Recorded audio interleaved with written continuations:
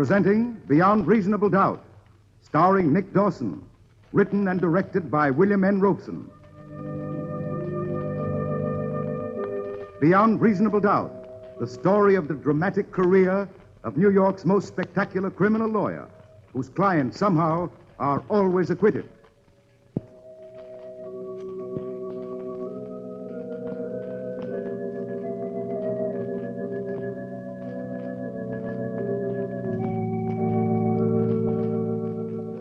Moore is now involved in a case which he has little desire to handle, a case of murder. The murder of Rex Hilton, top-flight cafe society leader, who was found in his apartment by Gloria Wayne, a knife plunged into his heart. Gloria, fearing she will be suspected, has asked Moore to take her case. When the district attorney, who is seeking an excuse to have Moore disbarred, discovers that Gloria has fled to Moore's apartment, he gives the lawyer 24 hours to produce the girl or face a grand jury indictment as an accomplice. When Moore returns to the apartment, but here's Nick Dawson in the character of Stephen Moore, so we let him carry on. Well, when the district attorney began to threaten me, he made up my mind. I'm going to take Gloria Wayne's case, even though I'm convinced that she's guilty. That is, I'll take her case if I can find her. Ann Clark and I have just returned from the DA's office. And here we found Cuba, my houseman, locked in the bathroom, and the Wayne girl gone. Just a moment ago, she telephoned. Said she was sorry that she'd caused me so much trouble. Before I could tell her that I decided to take her case, she hung up on me. Well, what are you going to do, Stephen? I don't know yet, Ann. Take it on the lam, boss. I told you yesterday you ought to take a powder. Oh, be quiet, Cuba. I've got to figure this out. What did she say? Well, she apologized for putting me on the spot with the district attorney by breaking in here yesterday. She also apologized for putting me on the spot with you by staying here last night. And she said she wouldn't cause anyone any more trouble. She said it so fast I didn't get a chance to tell her that I was going to help her. Can't you trace the call? Not a chance. Oh, gee, boss, you promised to give her up in 24 hours. That's right, Cuba. Listen, boss, I can have you in Canada in less than that if we drive all night. No, listen, I'm not running out. I've got to find Gloria Wayne for her own sake as well as mine. What do you mean, Miss Stephen? I don't like the way she said she wasn't going to be a bother to anyone anymore. I'm afraid we may find her in the river if we don't get busy. Oh, Stephen, no. She's in a pretty desperate frame of mind. Well, can you blame her? Hardly. Okay, boss. You want me to go out and look for her? Where are you going to look? All around. I'm afraid your heart wouldn't be in your work, Cuba. Look, boss, it seems we're all in this beef. And if finding that doll gets us out of it, I'm going to find her. Just a minute. Hello?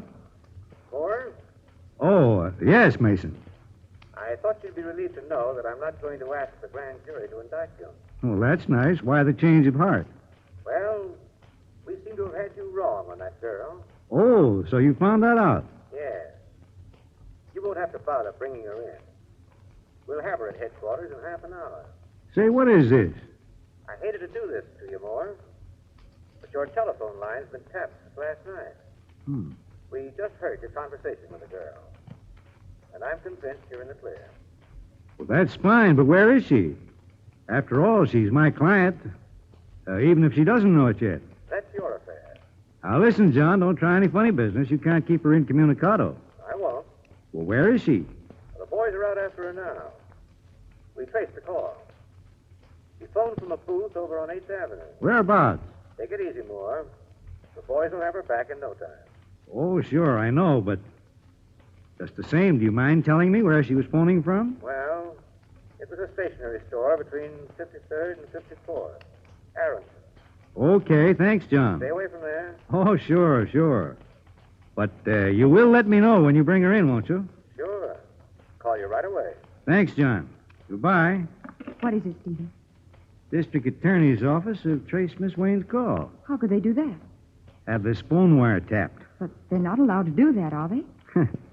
All depends on what side of the fence you're on as to what you're allowed to do. If I tapped a telephone wire to get information on a case, that'd be illegal. If the law taps a wire, that's okay. That's in the interest of justice. It's sort of confusing, isn't it? Yes, Ann, it is.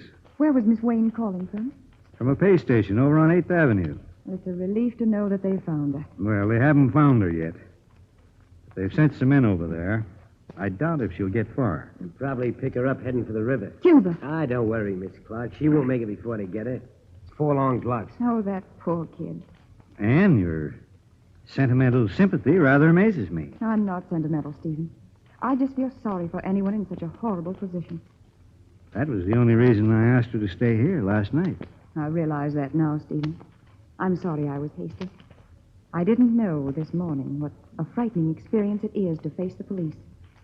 But after the last hour in the district attorney's office, I'm all on Miss Wayne's side. Even if she's guilty? But I know she's innocent. How? Well, I just know it, that's all. The circumstances don't point to innocence. There you go again. Circumstances. Just what are the circumstances in this case? What exactly makes you feel she's guilty? Well, let's consider them. First, she came in here yesterday afternoon wearing a blood-stained coat. She might have got blood on her coat a lot of ways. She might have cut her finger. Yes, but she didn't. The blood was the blood of Rex Hilton. She admitted it? Yes. She said that she must have stained her coat when she bent over his body. Still, I don't believe she killed him.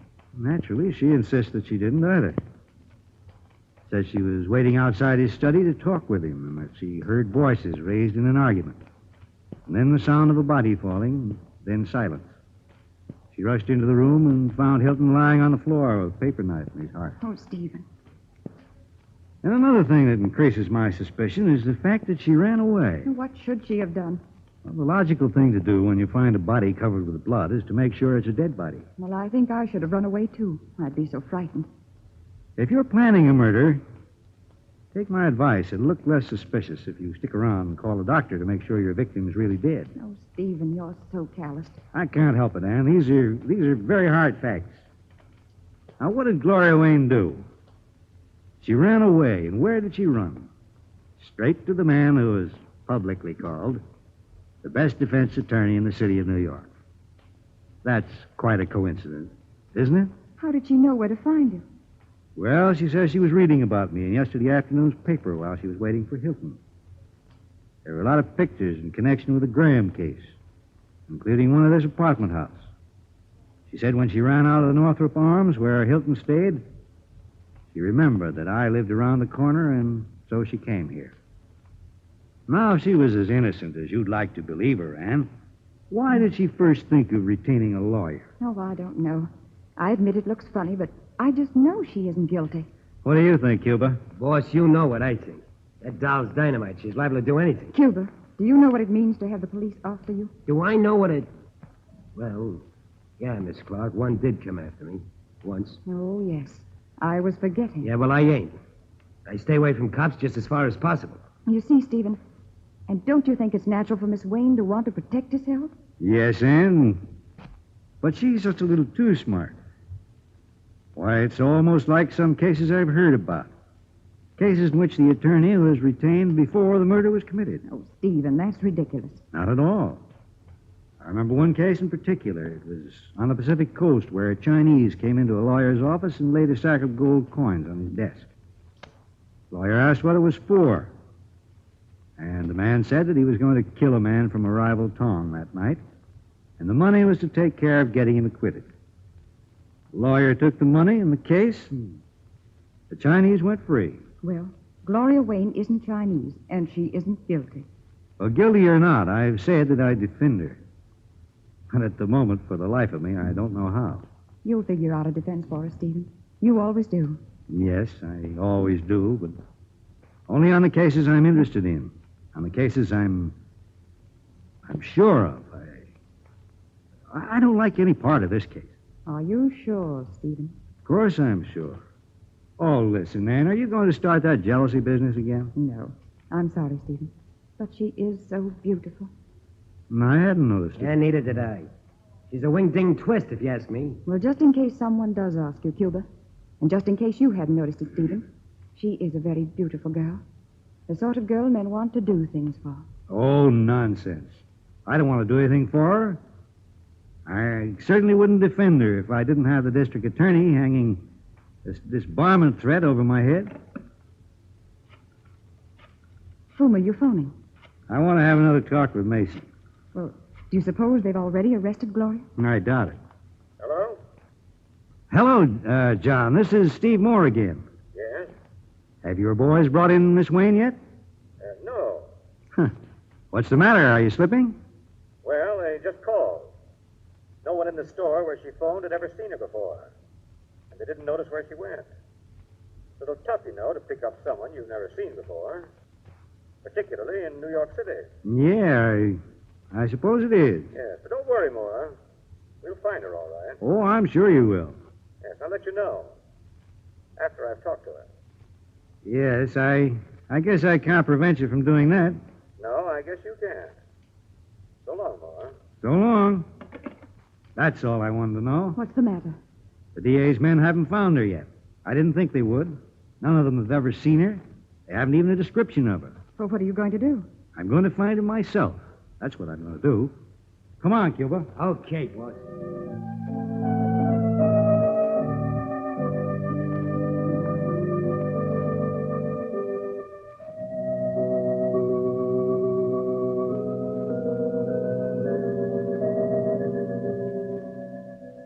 Finding a needle in a haystack would be an easier job. But my goose is cooked if I don't find that girl. Because John Mason is certainly going to do his best to throw me out of the profession. He may pretend to be friendly. But the fact is he hates my... Well, he doesn't like me.